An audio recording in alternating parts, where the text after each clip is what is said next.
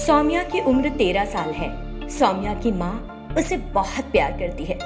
जब दोनों खुश थीं, बीमारी के कुछ दिनों बाद अचानक सौम्या की माँ की मृत्यु हो गई।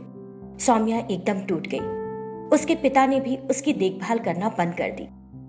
भगवान, मैंने क्या बुरा किया था? आपने मेरी माँ को मुझसे क्यों छीन लिया? मैं अकेली हो गई हूँ। वो रोती रही और दुखी महसूस करती रही। सौम्या के पापा उसकी देखभाल नहीं कर रहे।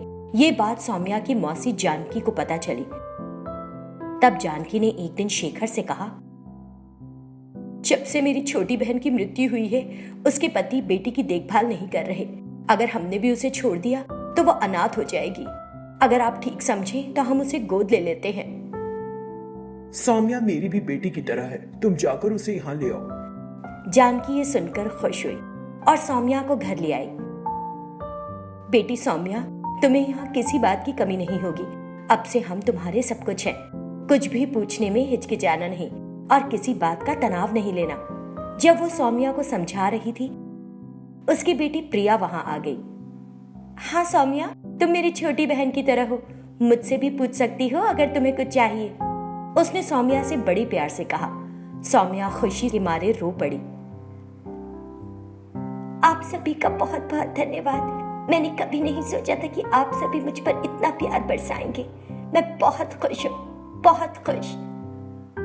कुछ दिन बीत चुके हैं। क्योंकि सौम्या घर में सभी से छोटी है, जानकी और शेखर उस पर बहुत ध्यान देते हैं। सौम्या उनके प्यार से बेहद खुश थी, लेकिन उस पर पूरे वक्त माँ बाप का ध्यान देना प्रिया के गले नहीं उतरा। कुछ दिन बीत चुके हैं। प्रिया को सौम्या बुरी लगने लगी है। ये क्या है? मेरी मम्मी और पापा सौम्या पर इतना प्यार दिखा रहे हैं। अगर ऐसे ही चलता रहा तो वो तो मुझे भूल ही जाएंगे। मुझे उन्हें अपना बनाकर रखना होगा, उसने सोचा। कुछ समय और बीत गया। एक दिन जानकी रसोई में सब्जी काट रही थी। सौम्या वहां आई। माँ, मैं काट देती हूँ सब्जी, मुझे दे दो। वो सब्जियां लेकर काटने लगी, लेकिन गलती से उसने अपनी उंगली काट ली और खून बहने लगा। उसने पुकारा, माँ, माँ, माँ। जानकी ने देखा तो, हे भगवान, ये क्या कर लिया? वो बहते खून को देखकर घबरा गई और पट्टी करने की सोचने लगी। कुछ नहीं हुआ है माँ, जरा सी चोट है, चिंता मत करो, उसने कहा। लेकिन जानकी ने उसकी बातों को नहीं सुना और बैंडेज लगा दी। सबसे पहले तुम खाना खाओ, मुझे आज बाहर जाना है और यहाँ तुम्हारी उंगली पर चोट लग गई है। जानकी अपने हाथ से सौम्या को खिलाने लगी। प्रिया वहां आई। उसने देखा तो उसे अच्छा नहीं लगा। मम्मी, मैं भी आज आपके हाथ से ही खाऊंगी खाना। तुम्हें मैं किसी और दिन खिला दूंगी, आज मुझे बाहर जाना है। उसने प्लेट को एक तरफ रखा और चली गई। प्रिया को बहुत गुस्सा आया। क्या हो गया है मेरी मम्मी को? मैं उसकी खुद की बेटी हूँ, लेकिन वो मेरी देखभाल ही ठीक से नहीं कर रही। इसका कारण ये सौम्या की बच्ची है। उन्होंने उसे घर लाकर बहुत बड़ी गलती की। मैं इसे नहीं छोड़ूंगी। उस वक्त वो वहां से चली गई। उस दिन शाम को सौम्या ने प्रिया के खिलौने निकाले और देखने लगी। पहले से ही प्रिया को सौम्या पर गुस्सा आ रहा था। जब उसने देखा तो जाकर सौम्या को एक थप्पड़ मार दिया। तुमसे किसने कहा मेरे खिलौने निकालने के लिए? ये तुम्हारा घर नहीं है कि तुम जैसा चाहो करो। अगर तुम फिर से मेरे कमरे में घुसी तो पैर तोड़ दूंगी तुम्हारे, वो जोर से चिल्लाई। सौम्या को कुछ समझ नहीं आया और वो रोते हुए वहां से चली गई। क्या हो गया दीदी को? रोज तो वो बहुत प्यार से बात करती है मुझसे। उसे बुरा लगा और वो उदास हो गई। कुछ दिन बीत गए। प्रिया ने सौम्या को अपना जानी दुश्मन मानना शुरू कर दिया। एक दिन जानकी कहीं बाहर जा रही थी। प्रिया, मैं और पापा बाहर जा रहे हैं, मैंने सब कुछ पकाकर रख दिया है, तुम और सौम्या खा लेना। इस तरह बताकर वो चली गई। प्रिया झट से रसोई में गई और जितना खाना था खाया और बाकी का खाना फेंक दिया। उसे आज बिना कुछ खाए भूखा रहना होगा, उसने सोचा और चली गई। सौम्या को भूख लगी और वो रसोई में गई। खाने के लिए कुछ भी नहीं बचा था। वो प्रिया के पास गई। वो, दीदी खाने के लिए कुछ भी नहीं है, मुझे कुछ खाने को दे दो। बहुत जोर की भूख लग रही है मुझे, प्लीज। तुमसे तो भिखारी ही अच्छे हैं, तुम एक दिन का उपवास कर लो, मर नहीं जाओगी। अब जाओ यहाँ से। वो चिढ़ गई। सौम्या वहां से चली गई और पानी पीकर रह गई। थोड़ी देर बाद जानकी वहां आई और रसोई में देखा। क्या तुम दोनों ने मिलकर पूरा खाना खत्म कर दिया? मैंने तो जरा सा लिया था, लगता है सौम्या चट कर गई बाकी। सौम्या ने सुना और कुछ बोल नहीं सकी। ठीक है, अगर खाना बर्बाद किए बिना खत्म भी कर दिया तो कोई बात नहीं। सौम्या ने जानकी और शेखर को नहीं बताया कि उसे भूखा रहना पड़ा था। इस तरह प्रिया सौम्या को सताने लगी। कुछ दिन बीत गए हैं। एक शुक्रवार को घर पर केवल सौम्या और प्रिया ही थे। आज फ्राइडे है ना, जब तक मम्मी आती है मुझे पूरा घर साफ करना होगा, नहीं तो वे मुझ पर गुस्सा हो जाएंगी। ये सौम्या खाली बैठी है, आज मैं इससे करवाऊंगी सारे काम। अरे सौम्या, इधर आओ। क्या दीदी? तुम तो इधर उधर निठल्ली घूम रही हो, चलो पूरे घर की सफाई करो। सौम्या फिर कुछ नहीं कह पाई। उसने खुद से पूरे घर की सफाई की। प्रिया ने किसी काम में मदद नहीं की, बस आराम से लेटकर सौम्या को काम करते देखती रही और बार बार टोकती रही। लेकिन जब जानकी आई तो प्रिया ने बताया कि उसी ने सारा काम किया है।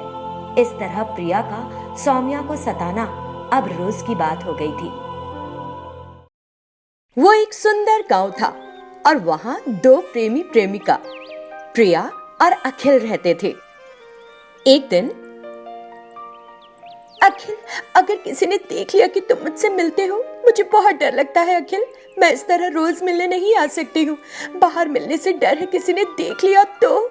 क्या होगा? क्या होगा अगर किसी ने देख लिया तो? वो हम पर शादी करने का दबाव डालेंगे और हम वही तो करना चाहते हैं। प्रिया रोने लगती है। हाँ, वो मेरी शादी करा देंगे, लेकिन तुमसे नहीं। ओह माय गॉड, मैं तो मजाक कर रहा था। रो मत प्लीज। अगर तुम्हें ऐसे बाहर मिलना ठीक नहीं लगता तो मैं कुछ हल सोचता हूँ, लेकिन सच किसी न किसी दिन तो पता चल ही जाएगा। हाँ, वो सच है, लेकिन वो मेरी पढ़ाई रोक सकते हैं और मेरी शादी किसी और से करा सकते हैं, इसलिए कुछ करो अखिल। अखिल हाँ कहता है। वो दोनों बहुत देर तक बातें करते रहते हैं और फिर अपनी अपनी राह निकल जाते हैं। कुछ दिन बीत जाते हैं। एक दिन प्रिया अखिल से बात करने की सोचती है, लेकिन उसका फोन बिजी जाता है। प्रिया घबरा जाती है। फिर एक दिन सुबह प्रिया के फोन पर अखिल का कॉल आता है। प्रिया घबराती हुई, हेलो अखिल, तुमने इतने दिनों तक मुझे कॉल क्यों नहीं किया? तुम कहाँ चले गए थे? मुझे बहुत फिक्र हो रही थी। मैं एक जरूरी काम में बिजी था प्रिया, जरा 10 मिनट में घर से बाहर तो आओ, मैं तुम्हें एक नई जगह ले चलूंगा, देखकर बताना कैसी लगी। ठीक है, मैं आती हूँ। प्रिया कुछ देर बाद बाहर आती है। अखिल उसे कुछ दूर ले जाता है। वहाँ जमीन के अंदर एक सुरंग होती है। अखिल उसे अंदर लेकर जाता है। वहाँ एक सुंदर बगीचा बना होता है। उसे देखकर, अखिल, ये जगह कितनी सुंदर है। यहाँ हमें कोई भी नहीं देख सकता। हम जितनी देर चाहे बैठकर बात कर सकते हैं। लेकिन इसे किसने बनाया है? तुम्हारे इस प्रेमी ने 5 दिन की मेहनत है, इसीलिए तो तुम्हें कॉल नहीं कर सका था। क्या अब तुम खुश हो? प्रिया खुश होकर, खुश नहीं, मैं बहुत खुश हूँ। हम यहाँ बिना किसी के डर के समय बिता सकते हैं, है ना? वो दोनों मिलकर सब जगह घूमते हैं और बातें करते हैं। इस बीच प्रिया के फोन पर एक कॉल आता है। मेरे पापा का कॉल है, मुझे जल्दी से जाना होगा घर। परेशान मत हो, यहाँ से रास्ता है तुम्हारे घर जाने का, तुम 1 मिनट में पहुंच जाओगी। प्रिया हैरान रह जाती है। क्या रास्ता है? कहाँ है वो रास्ता? अखिल उसे रास्ता दिखाता है। प्रिया वहां से सीधे अपने कमरे में पहुंच जाती है। इस तरह वो दोनों उस भूमिगत सुरंग में मिलने लगे और अच्छा समय बिताने लगे। एक दिन जब प्रिया उस सुरंग में जा रही थी,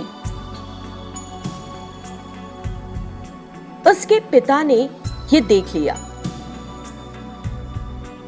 वो भी उसके पीछे पीछे चले गए और देखा कि उस पार्क में अखिल और प्रिया बैठे हैं और आपस में बात कर रहे हैं।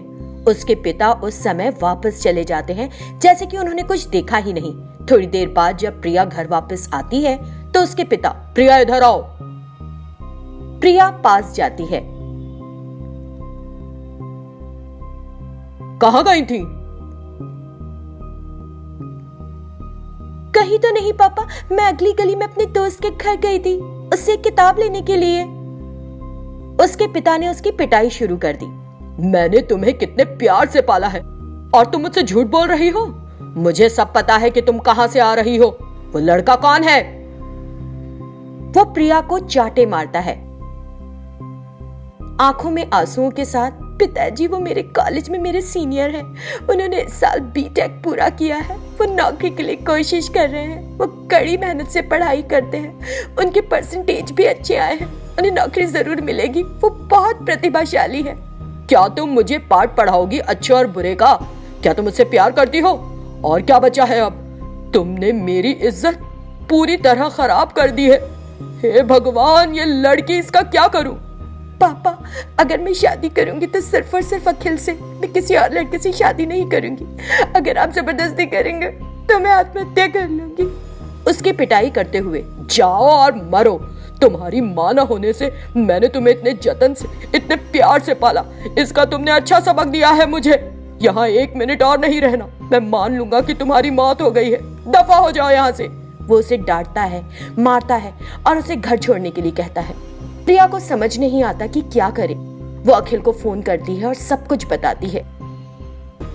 चिंता मत करो, बस उस जगह पर आ जाओ जो अंडरग्राउंड है।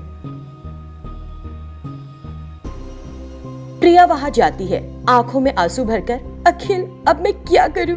यदि मैंने इस साल अपनी डिग्री पूरी कर ली होती तो अच्छा होता ना। अब मुझे बीच में पढ़ाई रोकनी पड़ेगी।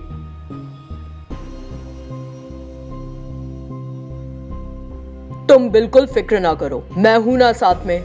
इस साल कॉलेज जाओगी तुम। मैं रखूंगा तुम्हारी हर बात का ध्यान। हम आज ही शादी कर लेते हैं। प्रिया ठीक है कहती है। फिर वे दोनों शादी कर लेते हैं।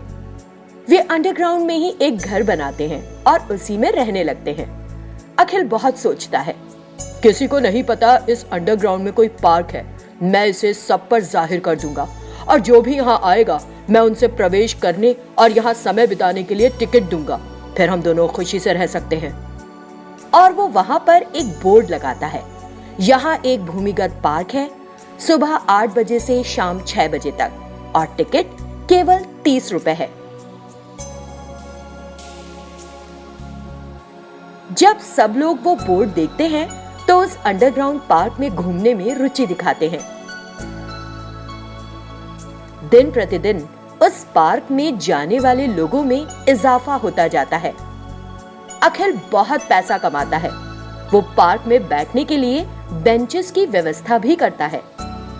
बहुत कम समय के भीतर सभी को उस पार्क के बारे में पता चल जाता है। हर कोई पार्क में जाकर लुत्फ उठाता है।